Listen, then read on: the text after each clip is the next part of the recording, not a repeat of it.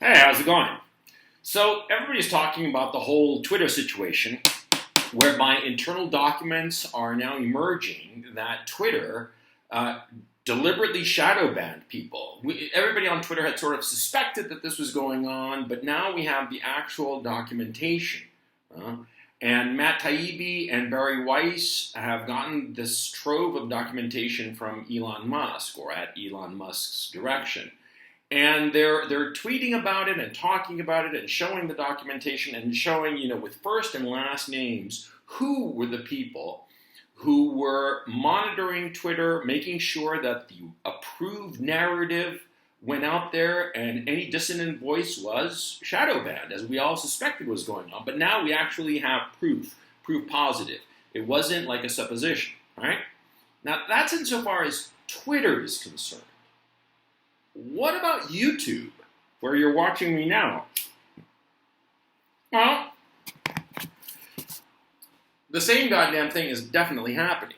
I mean, come on. Like, for instance, just before this video, I did a cursory look at the Duran, which I think that everybody would acknowledge that the Duran, Alex Christoforou and Alexander Mercouris, give the best geopolitical analysis on YouTube. It's measured, thoughtful, always sourced incredibly well, always dispassionate.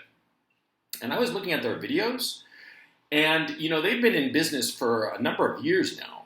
They have 2 videos that are over 4 years old that got over 1 million views. And after that, their best video gets like 270,000 views. That doesn't make any sense, because they're at it.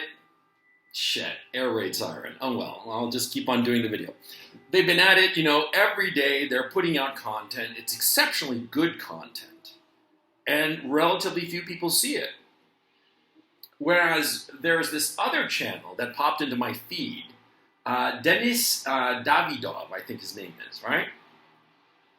The guy is a Ukrainian propagandist. I mean, he says the most outlandish bullshit. And, everything that the Zelensky regime does is just A-okay. And, he doesn't mention the fact that, for instance, the Zelensky regime is consistently shelling, using the American weapon systems that they're getting, consistently shelling the city of Donetsk, where there are only civilians, and everybody knows that there are only civilians there. The Russians don't have any equipment where these people are shelling, where the Zelensky regime is shelling. He doesn't mention that. He doesn't mention the fact that the Zelensky regime has outlawed all political parties except extreme right-wing parties that, of course, support his regime. He claims that the Zelensky regime is this great democracy. Zelensky has even become the man of the year, or the person of the year in the politically correct term of Time magazine. And we know that the guy has had his own people assassinated. One of the negotiators at the start of this conflict, one of the Zelensky regime negotiators, was assassinated by their own people, man. I mean, they're bloodthirsty criminals. I don't give a fuck if I'm saying it here in Ukraine, because it's the truth, goddammit. And look, Denis Davidov, I think his name is, right? His videos, he had this one video that I'm thinking about, where he insisted that the Zelensky regime was just at the doorstep of invading Crimea and taking it back, which is just absurd. It's just stupid, right? And it had, in 12 hours, over 800,000 views. And there are a lot of other propagandists. This guy, Preston Stewart, that I've tried to get on my show, but he eludes me. He doesn't want to get on my roundtable. No, because he knows that the truth is not on his side. And there are other people that I've made fun of before on YouTube who spout the most absurd nonsense, and they get huge views. I mean, astronomical views. I mean, really, how many people do you think are actually going to be interested in this kind of stuff? It's because YouTube is feeding this content to people and deliberately shadow banning, guys like the Duran, guys like Brian Berletic over at the New Atlas, myself, other video makers, content creators. YouTube is doing the exact same thing. And see, it's more powerful insofar as YouTube is concerned, because this is an audiovisual medium. And of course, when you have direct contact or pseudo-direct contact, ersatz direct contact with the content creator, you look at him and you trust him, and you figure, this guy seems all right, and he's telling me this, and so, I'll buy it. I mean, look, frankly, insofar as content creators are concerned, the people who become successful are people who have the capacity to project their persona onto a camera. This is not very common. There are a lot of very charismatic people and very interesting people who, in front of a camera, they just seem kind of dull. And people like myself, who are naturally dullards and annoying at that, we come across great on camera. It's the medium, right? And so my point is that, see, the people who are putting out content are, at least on camera, naturally attractive. And so you listen to what they have to say and you believe it. And so when this Davidov guy spouts some nonsense, some lies about how the war is going on, people will naturally believe him because he seems like a very attractive guy. Not in a romantic sense. He just seems charismatic, he seems together, and so he's telling you something, and you say, well, he seems like such a nice fella, so he must be telling me the truth.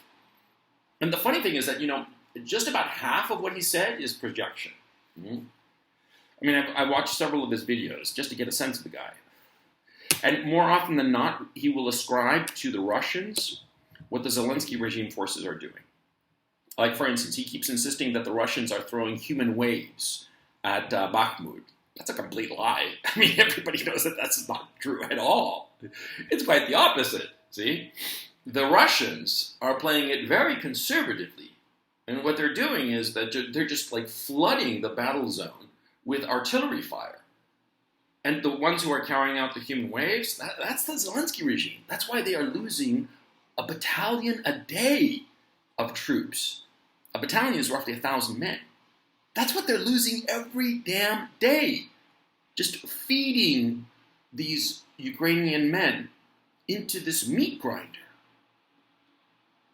And the Russians, what about the Russian casualties? Well, if the Russians were losing so many casualties, there'd be video all over the place of battlefields strewn with Russian soldiers. Do we see that? Nope. Not even in the darkest Telegram channel are you seeing anything of the sort. But you are seeing tons of videos of Zelensky regime forces killed on the battlefield. I mean, oceans of them, and it's horrifying. I did a video a couple of days ago about the fact, because those videos, I have to admit, I've seen some of them, and they just are deeply, deeply disturbing. And it proves the point that I'm making here, see? That these video content creators are ascribing to the Russians what the Zelensky regime is doing. Hmm? And so the question has to be asked, it's all great and fine that Elon Musk is taking off the lid off of all the bullshit that was going on in Twitter. But what about more impactful, I hate that word, but more impactful content creation, like on YouTube? Because, a little tweet is just something written out, right? Maybe with a video or a meme or something. A video, you're listening to it, and it goes on 8, 10, 12 minutes, or however long it's going to be. And it has a much greater impact. And the impact that is being, the volume turned up is the impact of lies. Because these content creators that I mentioned, that are pro-Zelensky regime, they're all liars. They're flat out liars. And none of them has the courage to debate these issues. None of them. I mean, I've reached out to a bunch of them to try to get them on a roundtable, and I've guaranteed that it would be a very civil conversation. It wouldn't be a shit show. And you guys have seen my roundtable videos, right? I mean, I think as a moderator, I try to be as even-handed as possible and not browbeat anybody or anything of the sort. And I've guaranteed that, but no, they don't dare because they know. They know that they're lying. And the lies that they tell make them money, ad money. It's not that they are controlled directly by some alphabet agency or something like that, or by YouTube or something. No. See, they realize that if they hit that button of just doing totally idiotic pro-Zelensky regime propaganda, they make a fortune off the ad revenue. I mean, look, if I were really interested in making a shit ton of money off of YouTube, you know what I'd be doing? I'd be saying, Zelensky, yay! He's the greatest! He's the savior of the West, you know? And spouting lies. I mean, that would make me shit tons of money. Yeah? I mean, if that were my objective, to make cash, that's what I'd be doing, you know? Spouting lies like these guys do. But look, the point is not me pointing a finger at a bunch of liars, okay? No, the point of this video is you have to recognize, and you should tell people, that so much of the social media content that they are getting, that is popping up on their feeds or what have you, it's deliberately done no different than what was going on Twitter. They are deliberately shadow banning people so that only the approved narrative gets through to the majority of people, and the dissident voices, they get relegated to the margins. Look, to any content creator who's interested in figuring out if they're shadow banned or not, the easy way is to look at your audience, you know, and in the dashboard, and you go to the audience, right? And you scroll down, and there's going to be a metric that tells you, you know, the people who viewed your video, if they were subscribed or unsubscribed. If your subscribed viewers are more than, say, 60%, you're shadow banned. See?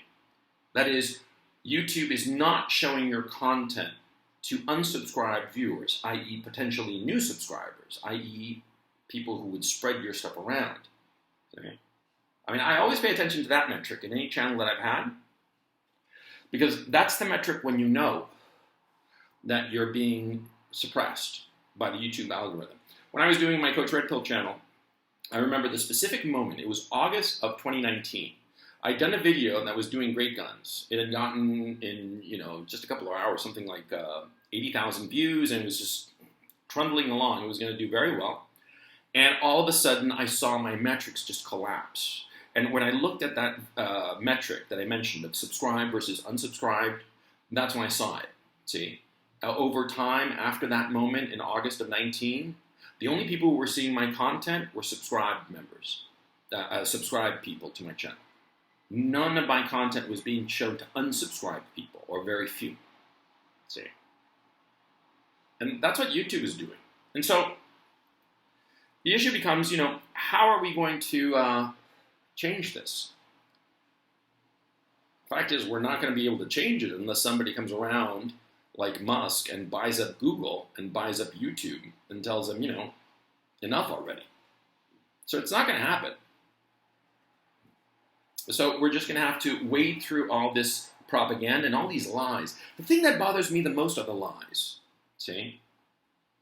Because, you know, like, and I'm going to wind down the video right now because I've said what I wanted to say, but, you know, the lies, just like, you know, it just really bothers me. Because, see, my thinking is, if you're in a democracy where the people decide the fate of the nation, then the people ought to be well informed. Well, perhaps they don't want to bother informing themselves about whatever, but they ought to be well informed and not be fed lies. Because if a people in a democracy are basing their decisions on lies, then inevitably those are going to be horribly bad decisions. And see, the conflict in Ukraine is very simple.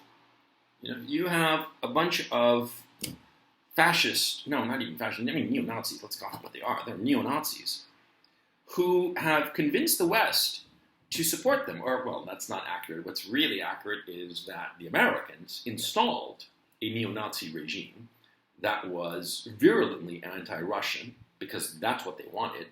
And this, you know, virulently anti-Russian neo-Nazi regime is destroying the Ukraine nation. And the people of the West have no idea about this. They have no idea.